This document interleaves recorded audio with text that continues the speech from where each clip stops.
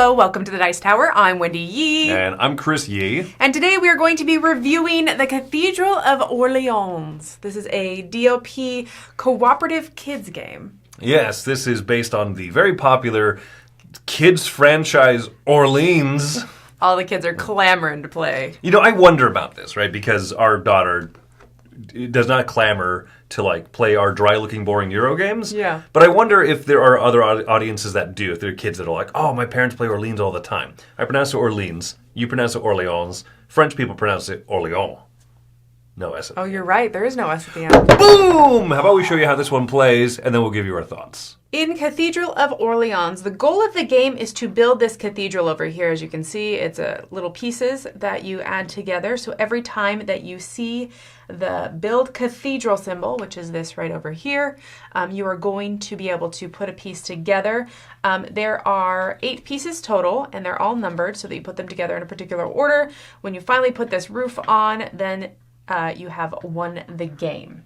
Now this game takes place across 3 rounds, and each round you're going to reveal one of these little timer things over here. This is a place where you can get some sort of special ability that's only available for this round. And you'll go ahead and play across those 3 rounds. If you do not complete the cathedral in the time that you've completed those 3 rounds, then you have lost the game. So let's go ahead and talk about basic turn structure. There are 2 bags in the game that you can pull from, and they have all the same tiles in them except for the blue bag has blue tiles and the red bag has red tiles. So you're trying to pull a tile, so you choose which bag you're going to choose from. You will pick a tile, and then depending on what tile you pick, you will then place it on the board to take some sort of action. So I could take one of these white actions here or this down here. So let's look at the actions on the board. This top one up here is the trigger for the end of the round. This is basically a wild space, and it says that I cannot place the tile that I have anywhere else on the game board. So I'm going to put it here, and this one at the end of the round will be removed from the game. Down here we have this little tower tiles. When you place one here, you'll flip over a tower tile. And then if this objective is completed, then you can get one of these nice little tiles down here. These are usually glass, and they are built cathedral pieces. These 2 spaces are travel. This one is travel on water. This is travel on land. You have to have matching pieces, as I said, to take these actions. As you do so, if I move on road here, you collect anything that you pass, and it goes into your bag. Then we have the deliver actions, and that's this whole row over here. Deliver means a few things. One, you can deliver to this objective over here. So if we deliver bread and 2 woods, then we get to place a monk in the red bag, and we get to flip over one of these very special tiles. We also can deliver to a city that we are in. So if we are at a city over here, and if we happen to have some items that are required for it, we can choose to deliver from our bag to that city. Once we meet all of those objectives, then we receive the reward on the right side. And finally, you can share stuff with each other. You don't have to be in the same location as somebody else, but if I had wood and the green player needed wood, I could spend my delivery action to deliver a wood to somebody else. Now you always get to deliver 2 items. That's the 2 times in the corner. And yeah, you can deliver either goods or glass. Glass is a very specialty item. It's a little bit harder to get. In fact, down here, these are just monk-only actions. You can spend a monk to get a glass. You can also spend a monk as a wild for anything else. And then you can also spend a monk to trade a glass in for one of these special tiles over here. At the end of each round, you're going to remove whatever tile ended up here. Then you're going to take everything on the blue side of the board and place it in the blue bag, and everything on the red side of the board into the red bag. As you notice, eventually some reds and some blues will go into the opposing bags. Then you will see if this objective was met. If it was, you're moved from the game. If not, you just flip over a new tile on top of it. And then you have a new objective for the new round. And then finally, you're going to refill everything in this space. So you're going to put out a new glass, and then you have a different black bag that you will use to refill the tokens that are on the board. And so you do that across 3 rounds. Once again, if the cathedral is built by the end of the 3 rounds, then you win.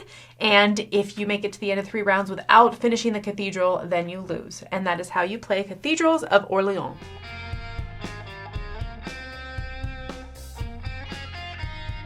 So as you can see, this one has a big, vibrant look. The pieces are larger than the original Orleans, and that there's just Clemens Franz's art often is described as kind of kiddish, childish a little bit. Sure. But it definitely... Cartoony. Yeah, it's cartoony, yeah. And this one is amped up a little bit more, so it looks more welcoming for kids. And so I think they did a good job making this dry, boring Euro game theme look more kid approachable.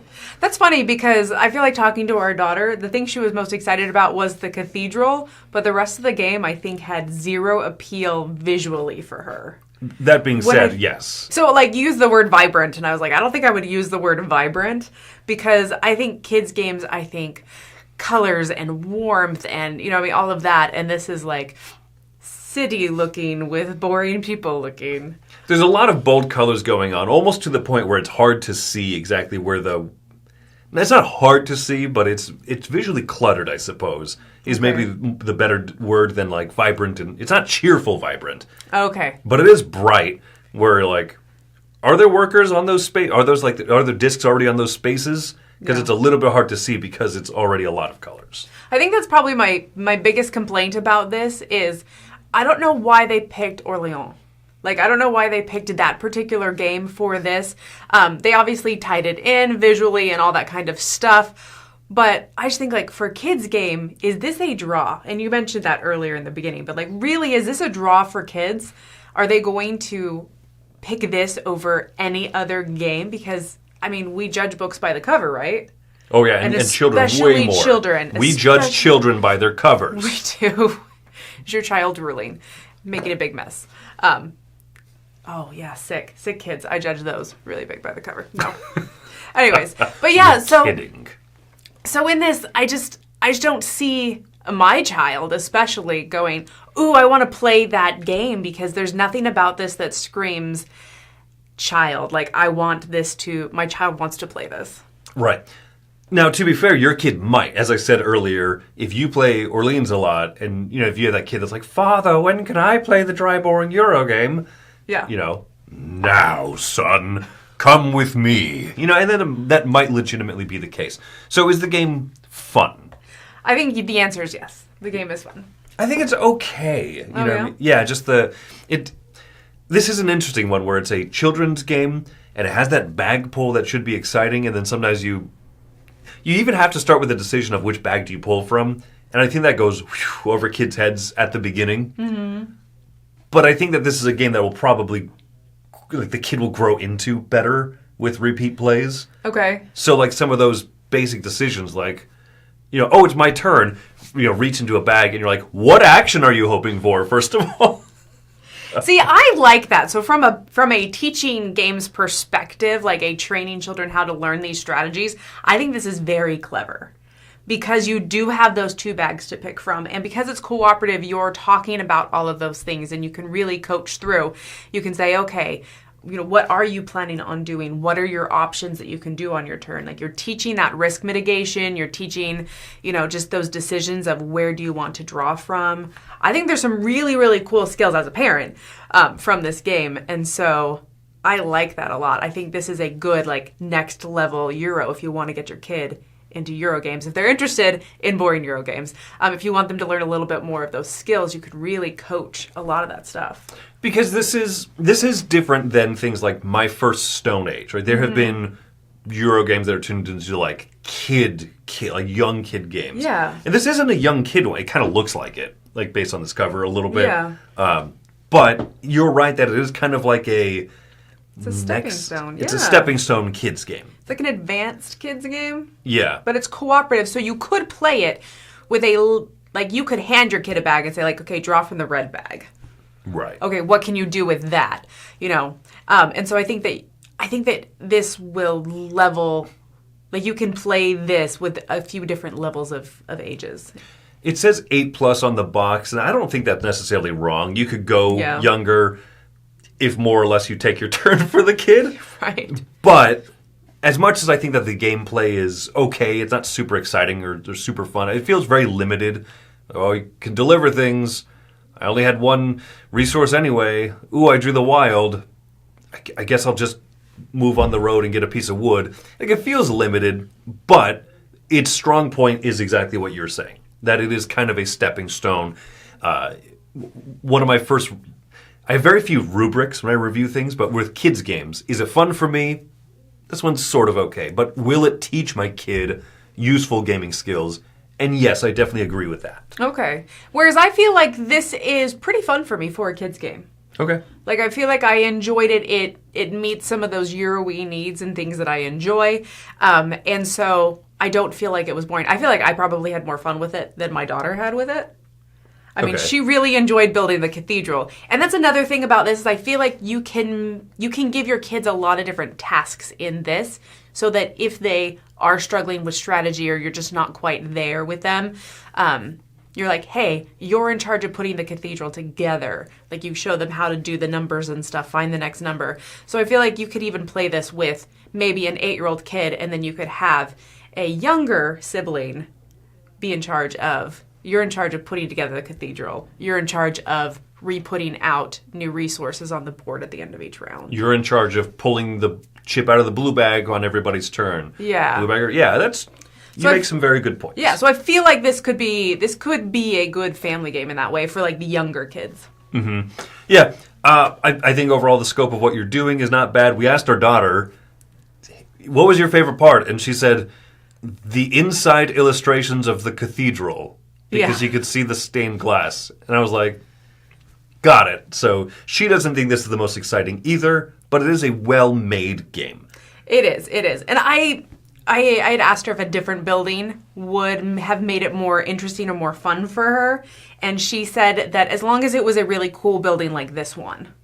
So I think, she said, like, if it was just a regular house, no. So I feel like this could have been a whole different theme behind it. You could have had a really cool castle that you're putting together, and you maybe put the dragon on top at the end. I don't know. There could have been so many other cool, like, kid-themed things. But for what it is, I enjoyed it. So I'm going to give this a 7. Okay. I think that it has got some really good, solid, children-inclusive things, so that, like I said, you can have lots of those different tasks that they can do. It is very good at teaching strategy in that cooperative element of kind of that next step up that's a little bit more of those, like, teaching Euro skills and teaching, that I really like that risk mitigation of, like, okay, I'm looking for red tiles. Which bag do I pick from? Where are the most of them? If I want to get a monk, where are the most of them right now? I'm keeping track of things. There's a lot of cool stuff going on there. So this is a 7 for me. I'm giving it a 6.5. I think it's almost there. In particular, like, little things in the game that seem clever, but kind of like more Eurogamer focused. Like when you wipe the board, the tokens go into the 2 different colored bags. Like, kids don't really care about that. And kids aren't... My kid, at least, our kid, is not, like, keeping track of how many tokens are in which bag and whatnot, but that'll come with time. If this is a game that you get and you play often as a family, then your kid will start to get it, but it'll probably take a little while. I don't know. Well, I think that part of that can just be a part of the discussion. Yes. You know, as you're playing, it doesn't have to be hey, okay, do you remember how many blues are in the blue bag now? Yeah. But instead just talking about it, yeah. So that's kind of the thing, is that encapsulates my thoughts a little bit. This is less like a game that our kid is, like, doing the driving of. It's like we're doing a lot of teaching down to her. I don't mean that in a negative way, but that's just a consideration if you're thinking about picking this one up. You as the parent or you as the grown-up are probably going to be carrying some of the weight of this game for a while. But I think your kid will grow into it. So that's why I'm giving it a 6.5. I don't find it as fun, but I do find it robust and clever and full of teaching moments. But Wendy giving it a 7 gives this one a seal of approval, and is definitely kid approved here. So there you go. That is Cathedral of Orleans. Thanks for joining us today. I'm Wendy Yi. And I'm Chris Yi. And have fun with your risk mitigation.